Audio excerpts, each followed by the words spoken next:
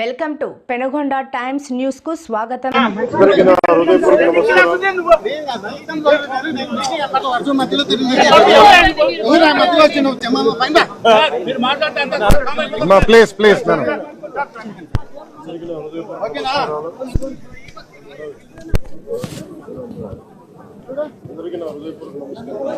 కొంచెం loud sir.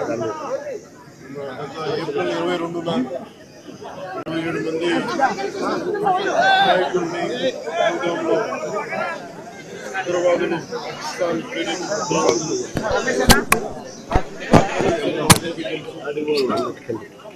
పర్యవసానం భారతదేశం పాకిస్తాన్ కి అండగా ఉన్న ఈ టెర్రరిస్ట్ క్యాంపుల మీద దాడులు చేయడం, స్ట్రైక్స్ చేయడం జరిగింది. వారి ఉగ్రవాద శిబిరాలని ధ్వంసం చేయడం జరిగింది. దానికి కంటిన్యూటీగా యాక్షన్ పాకిస్తాన్ కూడా మనకి కాల్పులు జరపడం, ఇది సరిహద్దుల్లో ముఖ్యంగా 5 రాష్ట్రాల్లో చాలా తీవ్ర చాలా ఉద్విగ్నతతో కూడిన పరిస్థితులు ఏర్పడ్డాయి. ఆ క్రమంలో మన ఆంధ్రప్రదేశ్ కు సంబంధించిన మురళీ నాయక్ కూడా అగ్నివీరుగా గత 2 సంవత్సరాలు 22లో వెళ్ళిన వ్యక్తి. తల్లిదండ్రులతో మాట్లాడుతూ ఉంటే ఒకటే చెప్పాను, నేను దేశం కోసమే పుట్టాను, దేశం కోసమే చనిపోతాను అనేది పదే పదే చెప్తా ఉన్నాడు. ఎందుకు అయినా మనకు ఆ ఉద్యోగాలను తండ్రి అంటున్నా కానీ నేనమ్మా నాకు రైల్వే ఉద్యోగం వచ్చినా రైల్వే ఉద్యోగానికి పోలేదు, కేవలం దేశం కోసం పనిచేస్తాను, నేను దేశం కోసం చచ్చిపోతాను అన్న కమిట్మెంట్ ఉన్న వ్యక్తి. కానీ దురదృష్టవశాత్తు చాలా చిన్న వయసులో 23 ఏళ్ల వయసులో తన ప్రాణాలని కోల్పోవాల్సి వచ్చింది. పదే పదే మొన్న కూడా ఏం చెప్పారంటే, నిజంగా ఉగ్రవాదుల తోటాలు కానీ సరిహద్దుల యుద్ధాలు కనుక జరిగితే దాని పర్యావసనం, దాని ప్రాణాలు మొత్తం సమస్త భారతంలో కనిపిస్తూనే ఉంటాయి, దాని ఎక్కువ అవుతూనే ఉంటాయి. దానికి ఒక బలమైన ఉదాహరణ మురళీ నాయక్ గారి మరణం.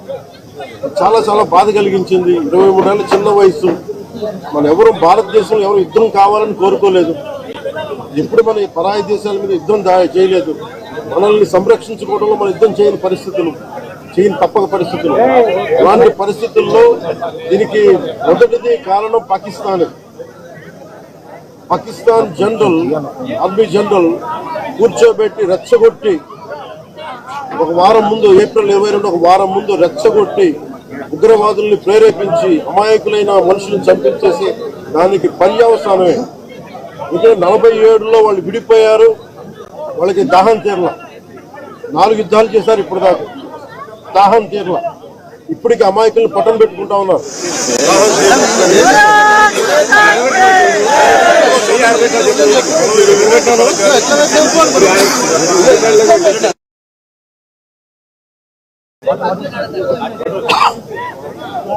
నిన్న కూడా చూసాం, సీజ్ ఫైర్ అన్న తర్వాత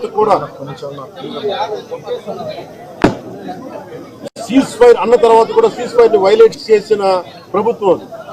అక్కడ నిజంగా చెప్పాలంటే ఒక బనానా రిపబ్లిక్. దానికి ఎవరు మాస్టర్స్ తెలియదు పాకిస్తాన్.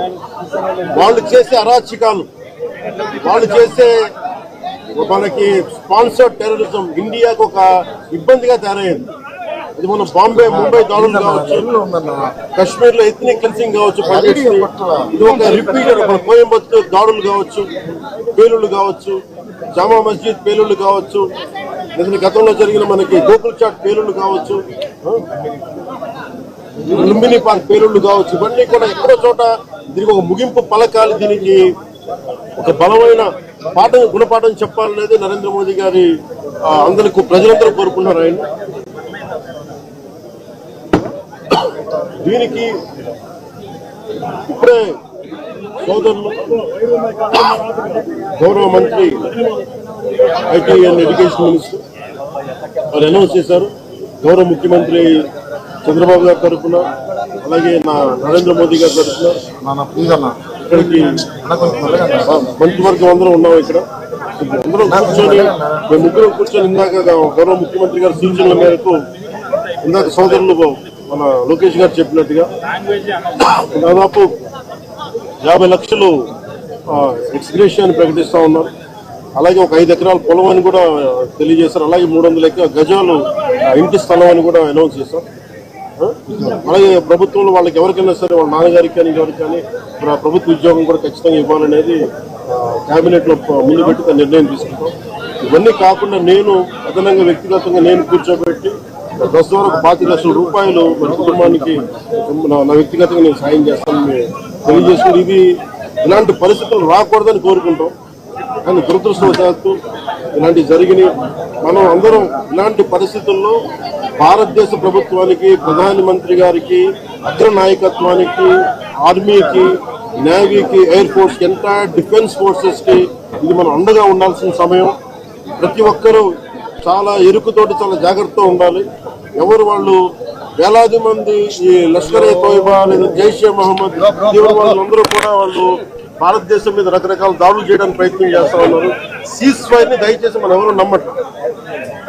సీజ్ ఫైర్ శాంతికి ఒప్పందం కాదు. వాళ్ళు ప్రత్యేక పరిస్థితుల్లో లొంగిపోయి ఇంక మా పాకిస్తాన్ బతకలేదు అని చెప్పి కాళ్ల బేరానికి వచ్చిన 3 గంటల్లోనే మళ్ళీ సీజ్ ఫైర్ ని వైలేట్ చేశారు.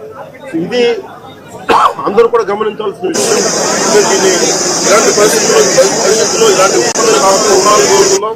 దాని తగ్గట్టుగా మనందరం దేశానికి, దేశ నాయకులకి, ఆర్మీకి, నేవీకి, ఎయిర్ ఫోర్స్ కి, ఎంటైర్ డిఫెన్స్ ఫోర్సెస్ కి మనం బలం ఇవ్వాల్సిన సమయం.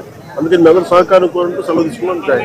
నాయక్ పవన్ కళ్యాణ్ గారి వీరాభిమాని, చిన్నప్పటి నుంచి వారిని కలవాలని తహతాలు ఆడుతూ వచ్చారు. అటువంటిది ఇవాళ పవన్ కళ్యాణ్ గారిని ఇక్కడ రప్పించుకున్నారు. దురదృష్టకరమైన విషయం ఏంటంటే చాలా అది నేను ఇక్కడికి రాగానే నాకు చెప్పాను, చూసిన చాలా బాధ అనిపించింది. అతను ఇష్టపడవచ్చు కానీ దేశానికి అందరికంటే కూడా దేశాన్ని ప్రేమించే వ్యక్తి, అలాంటి వ్యక్తిని కోల్పోవడం నిజంగా చాలా మా అందరికీ కూడా, లోకేష్ గారికి కానీ మా మంత్రి గారికి కానీ ప్రతి ఒక్కరికి చాలా చాలా బాధ కలిగిస్తాం.